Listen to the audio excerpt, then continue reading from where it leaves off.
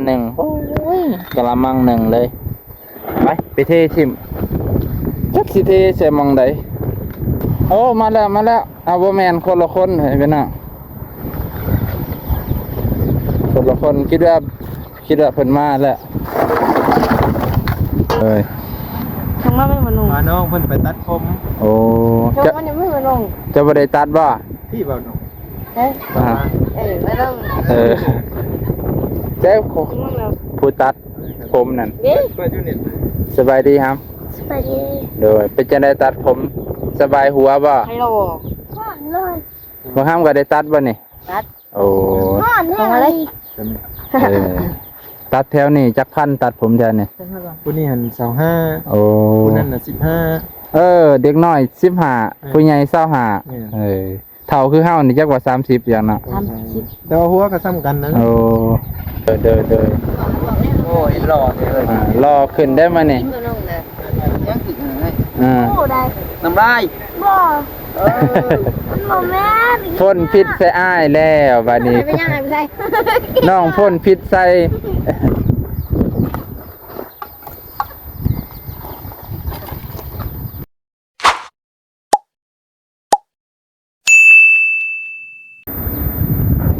สบายดีเด้อพ่อแม่ลุงป้าเบิดสุขสุขคนที่เคารพเส้นเก่าเส้นเคยบ่ว่าจะอยู่ในประเทศและต่างประเทศยินดีต้อนรับเข้าสู่ช่องบ่าวนุ่งเด้อพ่อแม่พี่น้องมื้อนี้บ่าวนุ่งมาเฮือนน้องสายฟ้าก็สวยเติบให้พี่น้องหลังจากที่มาแล้วน้องสายฟ้าเพิ่นก็ได้ไปตัดผมกับน้องบุญทวีพ่อแม่พี่น้องบ่าวบางเพิ่นพาไปเนาะบ่น้องก็เลยท่าก็พอดีสิเฮ็ดอันนี้ท่าเพิ่นให้พี่น้องซ้ำซาน้องเพิ่นมาให้พี่น้องเพราะว่าบ่น้องก็ยันค่ำยันมืดและพี่น้องก็บ่ฮู้ว่ามื้อนี้เวลามันก็คือว่าไปไวแต่ตอนนี้ก็ 12 โมงเลยพี่น้องยันบ่ได้เฮ็ดเวียกหลายแนวหั่นเนาะว่าง่ายๆซะก็เลยสิเอาอันนี้แหละพี่น้องสิเก็บ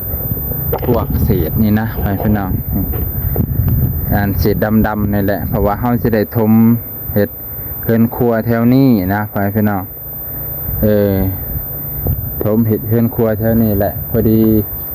เฮาก็ย่านเหยียบเศษกอกเศษแก้วเศษอิหยังหลายๆอย่างพี่น้องก็เลยสิใส่ล้อเนาะพี่น้องใส่รถยู้รถเข็นไปถิ่มใช้ดีพี่น้องนี่เป็นบ่เศษแก้วพี่น้องเศษแก้วมันเป็นตาย่านได้บ่น้องก็บ่อยากเจ็บเด้อแล้วสิถิ่มลงนี่บ่พี่น้องเศษแก้วนี่แล้วสิถิ่มลงนี่เนาะแต่ว่าพวกขี้ดินนี่บ่ฮู้ว่าสิถิ่มเศษแก้วนะลงนี่แต่ขี้ดินนี่สิถมอีกต่างหากพี่น้องย่านคือกันไปเก็บเศษแก้วน้ำกันขอกำลังใจเด้อไปพี่น้องเดี๋ยวเอาเสือแดงๆมาใส่ก่อนอากาศก็ร้อนไปพี่น้องอากาศย้ำนี่ร้อนแล้วไปพี่น้องร้อนแห้งร้อนคือว่าร้อนแห้งนี่แหละไปพี่น้องนะบ่นงกับบ่มียังเก็บหมากอันนี้มากินไปพี่น้องเก็บหมากกระโดนกับผักติ้วมากินกับน้องๆเพิ่นให้เพิ่นน้องบ่มีเงินมีคำซื้อจังแซ่บซื้อน้องกินบ่เป็นหยังเพิ่นก็คือสิกินได้บ่น้องกินได้เพิ่นก็คือสิกินได้เนาะต่างคนต่างบ่แม่นคนในเมืองขอกำลังใจเด้อพี่น้องผู้ละไลค์ผู้ละแชร์ขอบพระคุณทุกการติดตามเด้อไปเบิ่งนำกันเลยพี่น้องเดี๋ยวใส่เสื้อผ้าก่อน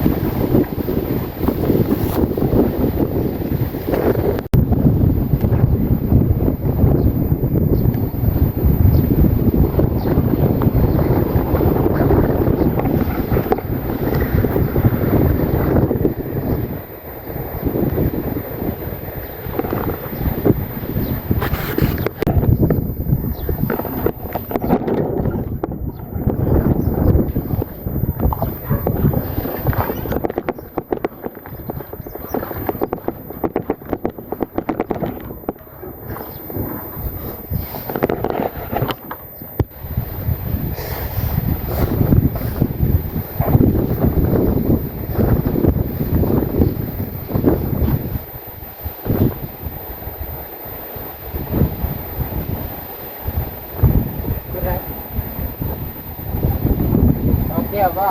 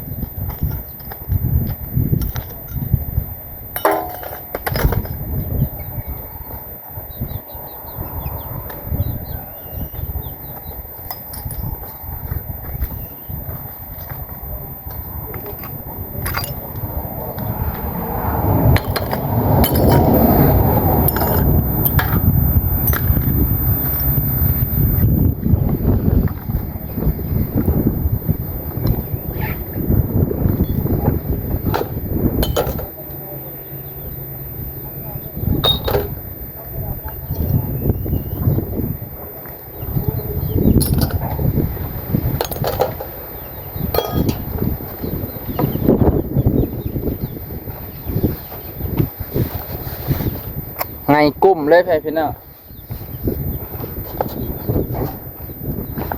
นี่ได้กระซ้ำหนึ่งโอ้ยกะละมังหนึ่งเลยไปเททิมจักสิเทใส่มองใดตอนน้องกับบุหูสิเทกับสิเทใส่มองนี่แล้วเนาะไปพี่น้องเทต่างหากโอเคครับ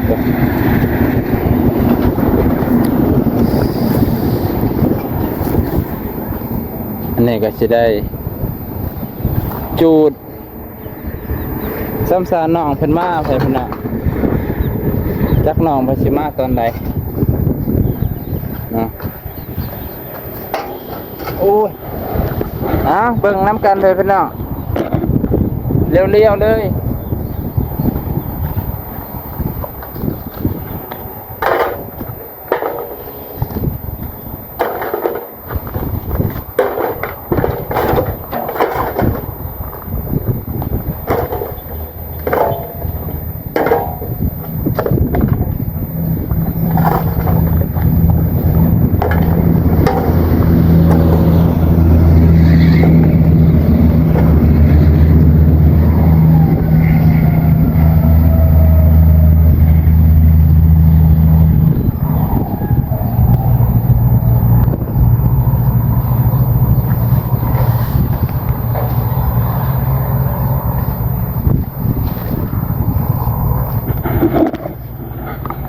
ไปพี่น้องมันจะหนีไปทิมกันโอ้มาแล้วเอาบ่แมนคนละคนเห็นพี่น้องคนละคนคิดว่าเพิ่นมาแล้วโอ้ไปบันนี้กสิทาเอาตัวนี้ไปทิมเห็นพี่น้องผากไว้กันเพราะว่าเข็นรถแถวนี้เข็นไปเข็นมาอยู่ไปอยู่มาเหยียบเด้พี่น้องเพราะว่าหลายรถเติบได้เพื่อสิสูงเพื่อสิคูนขึ้นมันหลายรถแล่นไปแล่นมาเนาะเด็กน้อยเนาะบ่คือผู้ใหญ่เด้เป็นมักม่วนนี่เหยียบเศษแก้วนี่บ้าตัวเป็นมัธยักษ์ภาษาไทยวะเป็นมัธยักษ์ภาษาลาวเป็นอัตโนดภาษาไทยว่ามัธยักษ์อัตโนดนั้นเป็นภาษาฝรั่งเศสเป็นโอ้ยเป็นภาษาฝรั่งเศสโอ้มาแล้วได้ยินเสียงมาแล้วเพิ่นก็สิมาแต่ตัดผมนั่นแหละเป็นสิได้ป้าตัวเสียงดังปริ้งเลยคือสิแบบสมัยก่อนเราว่าบ่าวนงมักแท้ๆเสียงแก้วแตกนี่เป็นความสุขอีกประเภทหนึ่งโอเคพี่น้องนะได้ยินเสียงแก้วคือสีมาแล้วเพิ่นมาจะตัดผมซองให้น้องเพิ่นให้เบาบางผ้าไปเพราะว่าเบานุ่งนี่ขับรถยังบ่แข็งขับรถยังบ่แข็งแห้งปานใดเพราะว่าเคยขับที่เขตนอกเขตในเมืองนี่ยังบ่กล้าเพิ่นน่ะเอากับบ่เสี่ยงดีกว่านะจะไหนก็สิเอาขี้ดินจากนี่แหละพี่น้องเอาขี้ดินจากนี่มาทางพี่ขันเป็นคิดโยมวนเปิดกับโยทางเทิงนั่นแหละเดี๋ยวเอาส่วนมาค่อยๆเกียร์ให้พี่น้อง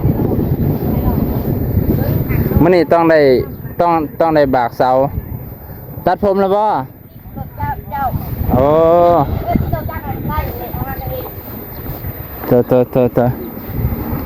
เปิดตัดผมเรียบร้อยเลยไปเบิ่งกันสั่นทรงผมใหม่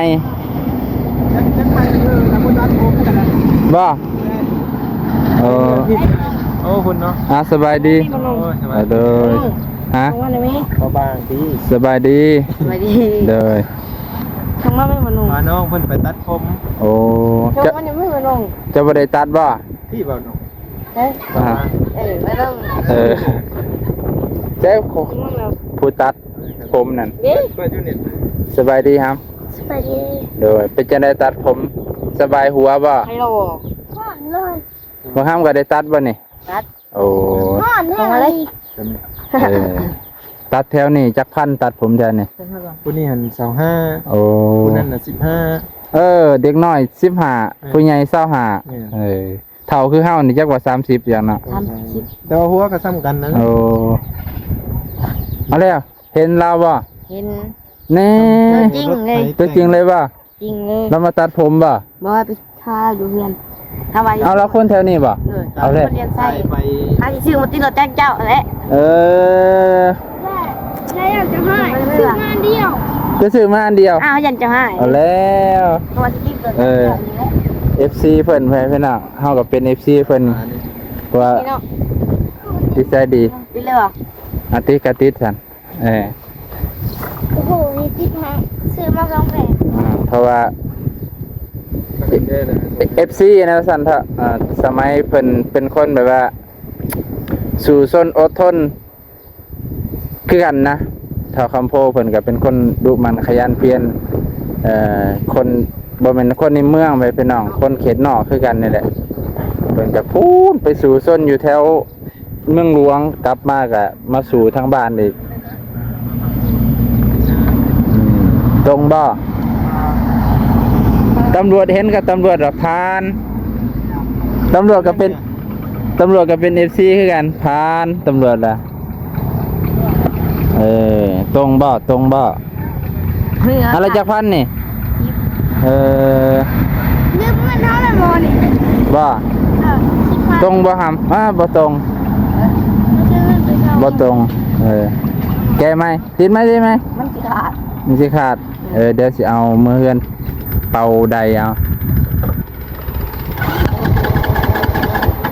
ก็ติดไว้ ติดสติกเกอร์ รถไปได้ มาดิมึงอย่าเบรกตื้ออย่าเบรกกำลังตั้งราคา มันสิบ่ดังตั้งแต่เมื่อก่อนแล้วแก ให้ชงมันได้ไหมเมื่อกี้นี่ก็ชงแล้วบ่ เจอ F ผู้นี้ก็ผู้นี้ก็เป็น FC เผาสิแก้วไม่เห็นบ่ แบดเบิดเด้ค่อยได้จูงเมื่อเด้ ใช่คือบ่เห็นนะ มันยังบ่ทันไป เนาะเลยพี่นางโอเค นี่ ตัดผมขึ้นมาแล้วรอเลยเนาะโอ้รถไถแล้วบ่นี่บ่โอ้ไปให้อยู่เฮือนเนาะโอ้มีติดนักเรียนเนาะ มาก็มาจะโรงเรียน โอ้ มาถ่ายไม่เดียวมันนั่นมันบ่าวบ้านมันก็โดนพอดังพอเฮงพอ ได้อยู่น้ำเล่าดนบ่ เพิ่นเติบ โอ้ ควันจนออกข่าวจ๊ะเอ้ยมันถึงหนาฮะมันขี้อยู่เลย เพราะว่าอยู่ควันเต็มหน้าอยู่นะโอ้เท่เนาะตัดผมมาใหม่นี่รอเลย ไปใส่ก็มาดิ เป็นนักมาเมื่อกี้นี่มาถ่าเจ้าค่อยนี่แหละถ่าเจ้าโดน ตัดผมกลางชั่วโมงแจกขาน้ อย่าว่าได้บ่บางพาไปทางอื่นนะ มาบัง ฮะ คือบ่ให้สร้างแน่สร้างตัดผมสร้าง สร้างเพิ่นตัดสาบ่โอ้คือบอกเพิ่นให้ตัดไว้แน่เฮาพาวอ่ะเวียกอยู่เฮือนหลายอ่ะเวียกเฮือนยังซั่นแล้ว สั่งว่าเผาไปใช้ภาษาสั่ง สร้างก็บ่เร่งให้เลยนะบ่ว่าแต่เพิ่นก็ใครไหนบ่แพงเนาะ ตัดไปก็ยันได้ผมกีฬาเนี่ยนะ เออ เปิดตัดเธอขัดอยู่ได้เลยครับบ่เห็นใช่ป่ะ โอเคไปพี่น้องอันนี้ก็ ให้ทำมีผู้ว่า จะ เนี่ย ไปทางอื่น แม่คนก็ พอดี มาเร็ว อ้ายๆเพิ่นก็มารวมโตกันคือสิมาซอยเวียกน้องสายฟ้านี่แหละหลายคนได้ไปพี่น้องมาเพิ่นทางเพิ่นบาวบี้บาวแก้วแล้วก็น้องพัดไส้ไปพี่น้องสบายดีโดยสบายดีหากมาฮอดเนาะ โดยเอามาเต็มนับเอง โอ้นาแพกว่าโอ้ นั่น ปรับดินให้น้องน้อยเพิ่น โอ้เห็นอยู่เห็นรถไถรถแท็กเตอร์เนาะ โด โอ้ ย เพิ่นสิปลูกเคลื่อนบ่ ก็ประมาณนั้น โอ้ ปรับดินเพิ่นนี่แหละคันว่ามีงบมีหยังก็ตั้งเสาก่อน โอ้ ตัวจริงยัง เด้อ ยัง เพิ่น เว้าบ่ได้ โดยอนาคตเนาะ โดยปรับดินไว้ซื่อๆว่าซั่นซะ เด้อ โอ้ยรอเด้อ รอขึ้นได้มานี่ ก็น้องเลย ยังสิให้ อ่า โอ้ได้ น้ำลาย บ่บ่แม่ พ่นพิษใส่อ้ายแล้วบัดนี้ ไปยังไงไปใส่ น้องพ่นพิษใส่ น้ำลายสายฟ้าถูกตา ไม่ได้นี่จ้ะ ไปล้างหน้าเด้อตาบอดเด้ ไม่หรอกเพราะว่าบ่แม่นคำโพดดอกนั่นน่ะคำแพงบ่เอาไปพี่น้องไปหาเบาแก้วก่อน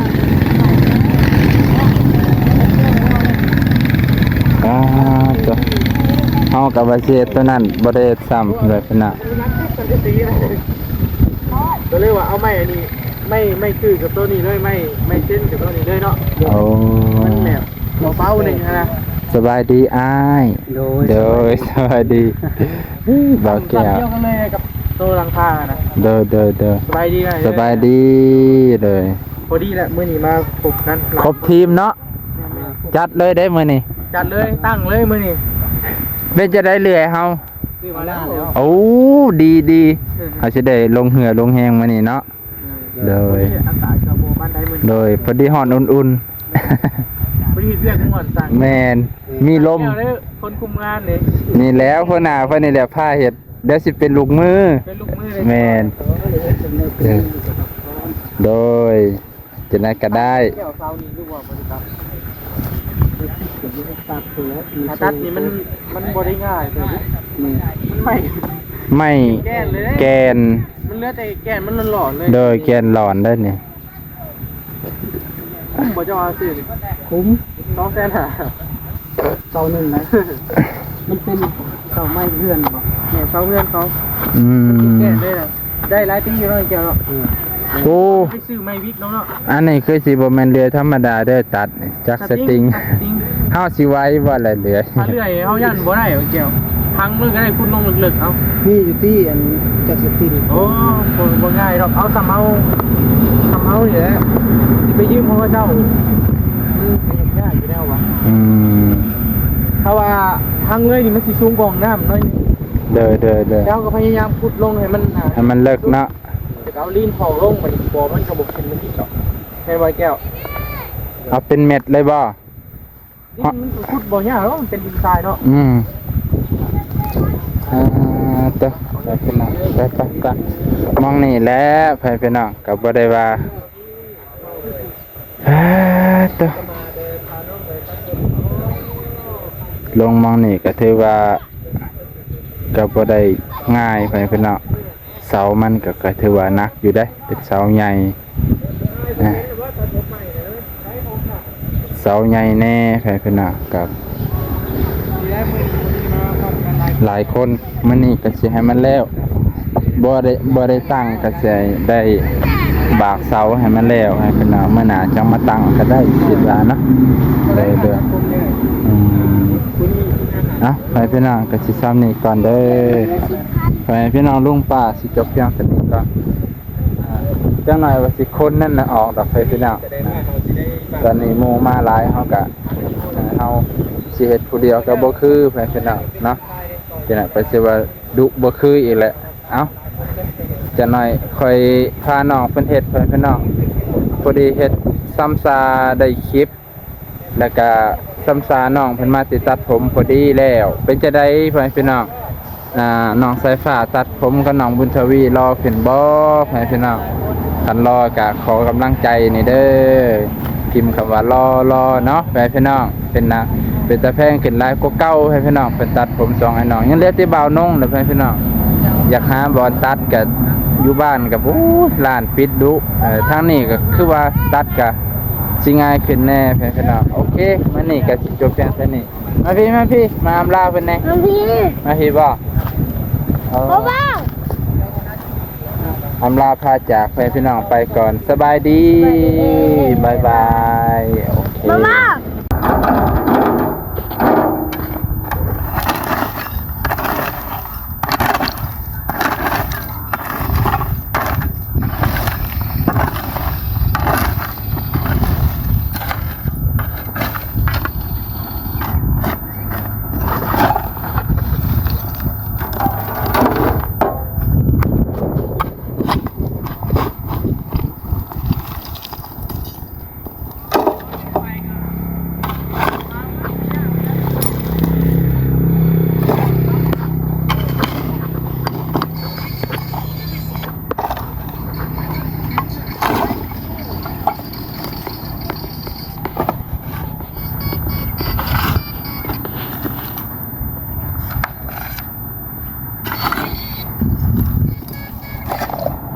ขี้ฝุ่นก็ไล่นับอยู่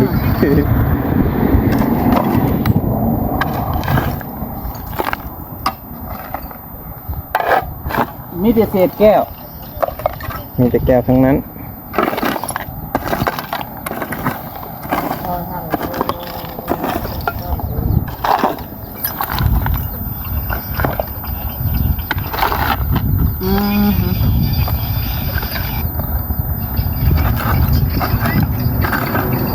คือว่า2 รอบบ่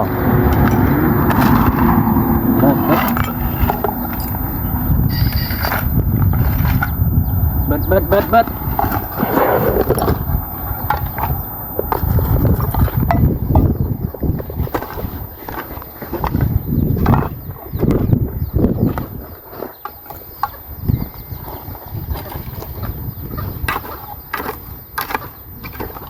เจ็ดโอ้ยตัวใดน่าจะเป็นผู้โชคดี คนเรามีถือเกือบกับคนนั่นแหละ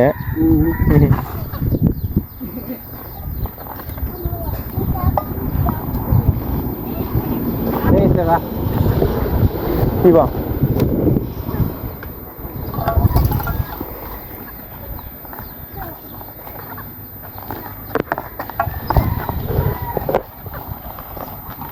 อืม ลงแอนนี่เนาะ แม่น